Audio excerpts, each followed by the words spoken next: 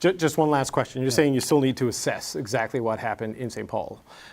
You've got La Salle-Verdun coming up, right? So while you're figuring out like all the issues around the by-election you just lost, there's another one coming up. You need to win. This was Paul Martin's old seat, David Labette's seat.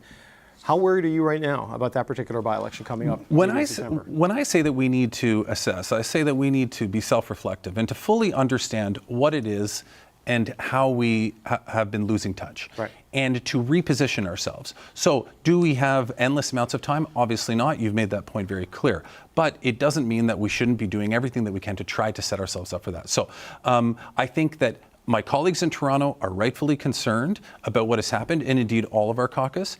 But I don't think it's anything. I know it's nothing that has caused anybody to suggest that there's no path forward, because I genuinely believe that there is. And I believe that when people start to see what the alternatives are with Pierre Poilievre and what he has to offer, it'll be very clear as to the direction that they want to take. But do you need to change cabinet? Yeah, and to get you out. Staff, or is it just policy change? What is it? I think it's more along the lines of our communication and a policy. You know, you brought up the carbon tax earlier, and Ken McDonald's point on that. The carbon tax has been around since 2018. We've had a carbon tax since 2018. The scheduled increases since 2018. It didn't really become an issue until Pierre Poilievre made it an issue 8 or 9 months ago. And that has to do with a communication issue and less to do with a policy issue. So I think there's a lot of stuff built into that, and a lot of stuff for us to self-reflect on. That yes, we can do in a joint meeting together, or we can do individually. I know the Prime Minister has been doing a lot of outreach in the last few days, reaching out to colleagues throughout the country